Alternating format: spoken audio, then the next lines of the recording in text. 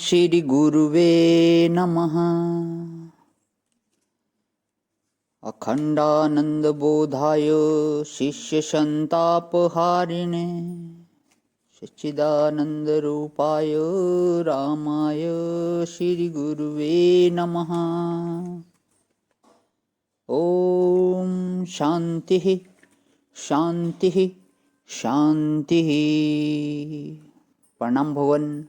मांडुक्य कारिका प्रवचन व तथ्य प्रकरण स्वामी श्री अखंडानंद सरस्वती जी महाराज का दिव्य ग्रंथ, जिसमें भगवान हमारा अध्याय चल रहा है किम आचरित, पेज नंबर 483 से आगे लेते हुए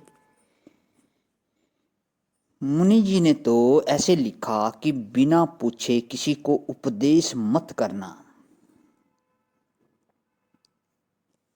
न पृष्ठः कस्यचित् ब्रूयात् न च अन्यायेन पृष्ठः, अन्याय से पूछे तब भी न बोलना। यदि कायदे से तद्विधि प्रतिपातेन परिप्रश्नेन सेव्या, न पूछे तो बताना नहीं। यहाँ गौड़पादाचार्य जी कहते हैं कि जानन अपि ही मेधावी जड़वलोक आचरित, जानते हुए भी, मेधावी होते हुए भी लोगों के सामने ऐसा व्यवहार करना कि जैसे जड़ है। अपनी विद्या, अपना वैराग्य, अपने ज्ञान को ख्याति के हवाले कर देना दंभ की कोटि में आ जाता है, माया की कोटि में आ जाता है।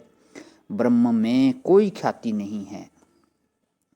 ब्रह्म अपने को ख्यात नहीं करता। वह तो ऐसे स्वयं प्रकाश सर्व अधिष्ठान रूप से बैठा है। न वृत्ति का विषय बनावें, न नेत्र का विषय बनावें, न शब्द का विषय बनावें। ज्यों का त्यों, जैसी अवशिष्यता ब्रह्म में है, ज्ञानी पुरुष में वैसी अवशिष्यता है, क्योंकि वह ब्रह्म है, ज्ञानी नहीं है। वह मुक्त नहीं है, वह बंधन और मोक्ष दोनों का अधिष्ठान है, प्रकाशक है।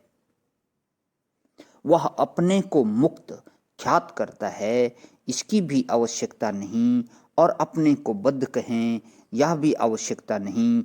दूसरे लोग उसको मुक्त समझें, बद्ध समझें, इसकी परवाह नहीं। देखो, भगवान के भक्त को भी ख्याति नहीं चाहिए। अच्छा, योगी अगर ख्याति में पड़ेगा तो लोग विक्षेप करेंगे, समाधि लगाने ही नहीं देंगे। भक्त अगर अपने को ख्याति देगा तो लोगों को संभालने में भगवान का भजन ही छूट जाएगा। ज्ञानी अपने को ख्याति दे तो परिच्छिन्नता का अभिमान प्रकट हो जाएगा। इसलिए जहाँ है, जैसे है, ब्राह्मण है तो ब्राह्मण की तरह रहता है। श्रीमद् भागवत में वर्णन आया कि विरक्तो रक्तवत् तत्र नृलोके नरंताम नयसेत। यह अमृत वाणी है कि हृदय से विरक्त होवे और व्यवहार में रक्तवत होवे और मनुष्य समाज में अपनी मनुष्यता को स्थापित कर दे। मनुष्य समाज में यह नहीं कहता डोले कि मैं ब्रह्म हूँ, मैं ब्रह्म हूँ। मनुष्य समाज में अपने को मनुष्य के रूप में रखे और आत्मलोक में वहाँ तो नृत्य, वहाँ तो नित्य शुद्ध बुद्ध मुक्त ब्रह्म ही है। एक दिल्ली में सज्जन हैं, एमए हैं, जरा पुराने हैं, थोड़े ऊंचे ओहदे पर हैं। तो उन्होंने वेदांत का खूब सत्संग किया। मैं दिल्ली से एक बार चलने लगा तो स्टेशन पर पहुंचाने आए तो बोले कि स्वामी जी, हम ब्रह्म हैं, इसमें तो संदेह नहीं होता। यह तो निश्चय हो गया कि मैं ब्रह्म हूँ, लेकिन अब आप यह बताओ कि मैं करूँ क्या। तो मैंने कहा कि भले मानुस, तुमको अपनी ब्रह्मता का जो तो ज्ञान हो गया, लेकिन अपने कर्तव्य का ज्ञान नहीं हुआ।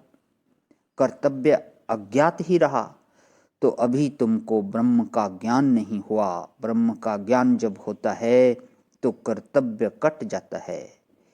जब कर्तापन भोक्तापन कट गया तो जो कर्तव्य सामने आ गया उसी में लग गए। आपको यह सुनाया कि संसार में ज्ञानी की संसार में ज्ञानी को किसी कर्तव्य में लगा सके, ऐसा सामर्थ्य किसी में नहीं। वाह, बहुत सुंदर, बहुत ही सुंदर बात। आपको यह सुनाया कि संसार में ज्ञानी को किसी कर्तव्य में लगा सके ऐसा सामर्थ्य किसी में नहीं है, क्योंकि सृष्टि कैसे कल्पित हुई है उसका मूल उसको मालूम है। जिसमें कल्पित हुई है वह स्वयं है। ईश्वर भी यदि वक्ता बनकर बोलेगा, माने वाणी का प्रयोग करेगा, तो वाणी वाला बन जाएगा। तो जब वाक की उपाधि से ईश्वर बोलेगा तो ज्ञानी तुरंत बोलेगा कि तुम